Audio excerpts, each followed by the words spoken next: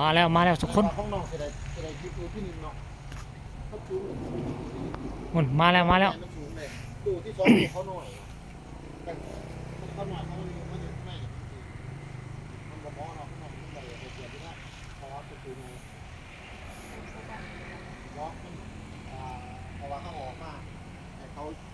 กองแม่ขาแหละกองแม่ขามีฟ้าแหละกองแม่ขามีฟ้าแล้วก็ฟ้าไม่แหละโอ้มาแล้วทุกคนมาแล้วรัฐบาลนอกคือบริษัทขาเนี่ยยังนอกคือใช้สไลด์เนาะที่เขาต้มได้เนาะที่เขาลองเขาต้มเลย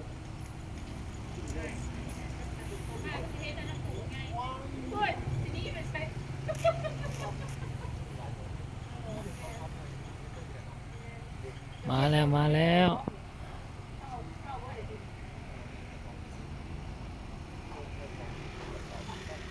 เขตนี้เขตชุมชนเขตพัฒนาโครงการดินจัดสรรเกิดขึ้นป่านนอเฮ็ดทุกคนมีทั้งดินจัดสรรมีทั้งบ้านจัดสรรบักหลายโครงการอยู่นี่นะนี่มาแล้วสายไฟโอ้วิทอยู่วิท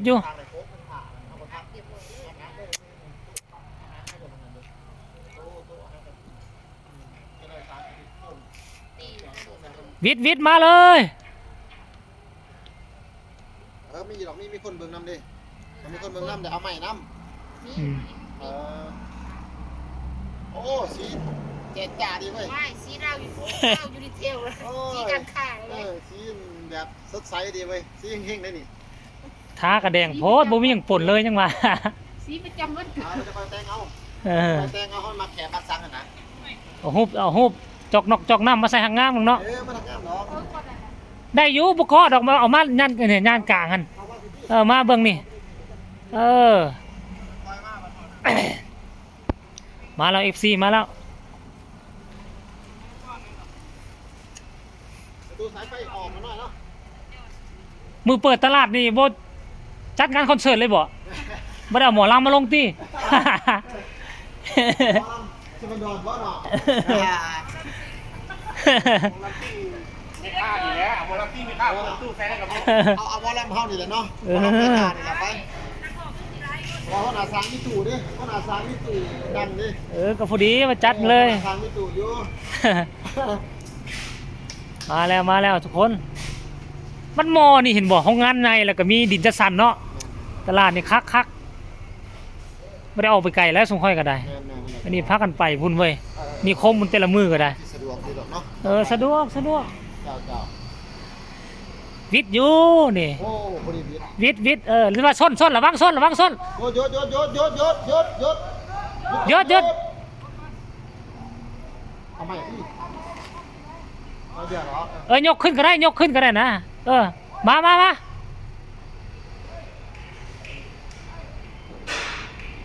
บุกเกาะตะปูโทรศัพท์บ้านมันขาดเลยตีหันแม่บอกเราพอดีเลยเรียบร้อยฮอดสถานที่รอท่าเตยกแล้วก็ยิงหลังคาไหม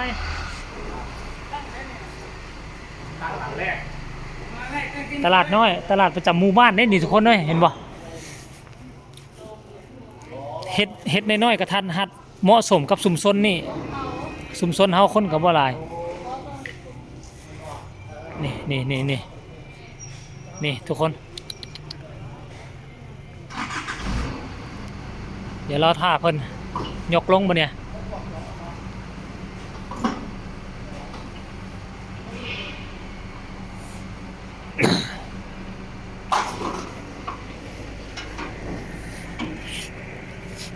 ยังใครมาอ้ายเจ้าของตลาดเพิ่นอยู่เพิ่นมาร์กจุดให้นี่เห็นบ่ทั้งข้างนี่กำลังสร้างบักหลายทุกคนเห็นบ่จักแม่นหยังตัวแม่นหยังเฮือนซ่านบ้านซองกะลารถทั้งข้างนั้นก็มีเห็นบ่สิเป็นห้องแถวธรรมดาเด้ชุมชนเขาเจ้าอยู่เนี่ยชุมชนเขาเจ้าอยู่นี่อันนี้ก็กำลังสิปูคอนกรีตนี่นะเฮ็ดห้องระบายน้ำเรียบร้อยละคอนกรีตก็กำลังสิลงนี่ปูคอนกรีตออกจากนี่ไปหาทางใหญ่ก็มีแต่ประมาณกิโลนึงโรงงานใหญ่อยู่นี่ออกไปนี่ก็แถวบ้านนาสาลงศาลาเห็นบ่อันนี้บ้านจัดสรรเขาเจ้าอยู่นี่คันมีเงินนี่ก็จากมาซื้ออยู่นี่คือสิคักอยู่ทุกคนมีเงินนี่มาซื้ออยู่เขตนี้นะแต่ว่าราคามันแพงถึกสุดกับระดับ1,500,000 บาทพุ่นนะ 1,500,000 บาท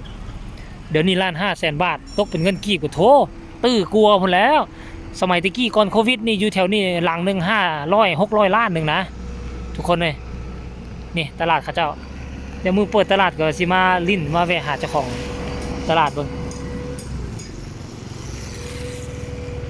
ตลาดน้อยตลาดชุมชนสรุปแล้วอยู่เขตนี้คันผู้ใดได้มาอยู่เขตนี้คือว่าสะดวกสบายที่สุดแล้วเพราะว่าทางในบ้านท่านเขาเจ้าก็วางแผนสิเก็บเงินกันเด้เพื่อนเรา3 ล้าน 6 ล้านสิปลูกคอนกรีตไปกิโลนึงฮอดจัดสรรในตัวบ้านจัดสรรมันปลูกคอนกรีตอยู่แล้วและอันนี้ก็ทั้งรัฐบาลจะเฮ็ดบ่เกินปีใหม่นี่น่าจะได้ใช้ทางปลูกคอนกรีตนี่แหละ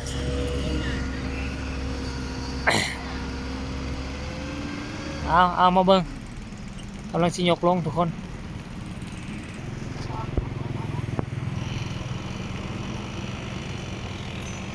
มาทุกคนมา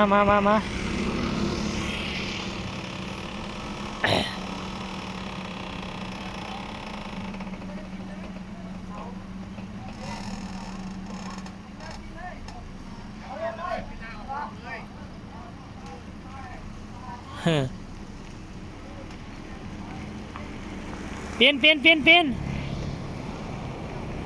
โอเค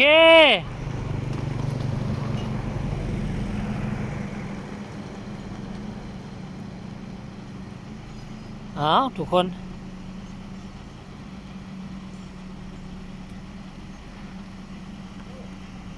โอ้มีพื้นที่เหลือหลายเนาะทั้งหลังทั้งหน้าเนาะ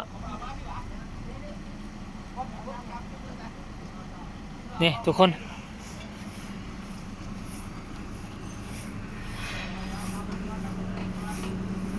เจ้าเป็นตัวที่2หรือเจ้าของตัวทำอิฐตัวที่2วะตัวทำอิฐตัวทำอิฐเนาะอันนั้นจงไว้หั่นให้หั่นนั่นติ แม่นต้องไว้หา โอ้เหลือโอเคอยู่นี่ก็ได้เพราะพวกตลาดนี่จะมาซื้อกินน้ำอยู่ดอกเห็นราคาเอาถึกเอาแล้วก็ใส่น้ำยาน้อยเอาสว่างพวกตลาดเนาะ เห็นนั่นเอา เนี่ย เห็นราคาเอาถึกให้พวกตลาดใส่ด้านเอาอันพวกทั้งนอกนี่ก็ราคา20ตลาด15สิ ก็อยากกินแซ่บเนาะ เอานี่ลองไขประตูข้างนี่เบิ่งดูประมาณเท่าไหร่เจ้าไปไขเจ้าหน่อยไปไขประตูข้างเบิ่งเนาะค่อยว่าพี่แล้วระดับนี้ก็ชีวิตละติแมตช์นึงนี่เนาะง่างขึ้นเด้บ่จักว่าได้มันฮอดพี่เด้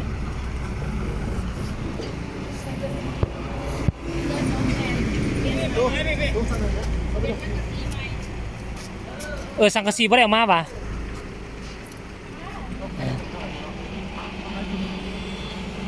นี่ทุกคนมีพื้นที่ใส่ซอยทั้งหลังอีกตึม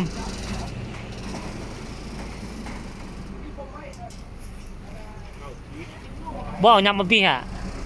หรือว่าอยากยำมาพี่แล้วจงพื้นที่ให้เขาเหยียบลูกค้ามาเหยียบเวลาฝนตกบ่ถามเราด้วยได้บ่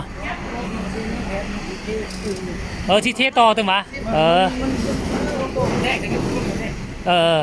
หรือว่าของเฮายับไปอีกก็ได้เพราะเฮามีบอนล่างถ้วยล่างทูทั้งในแล้วนะความหมายทุกคนจบบริบูรณ์เอาว่าฮอดทีฮอดนั่นแล้วมีแต่ว่าที่เขาเจ้าสิยิงหลังคายิงน็อตนั่นไว้แล้วก็ล่างเรื่องแล้วก็แล้วประมาณวันที่1ที่2เตรียมมาเปิดก็แล้วกันทุกคนคลิปนี้ฝากฝังไว้ซะนี้แหละมาหับงานนอกเดี๋ยวจบคลิปนี้เฮาก็จะได้ทำความสะอาดอนามัยให้เราตื่มแล้วค่อยว่ากันใหม่ในคลิปต่อไปเด้อคลิปนี้ฝากไว้ซะนี้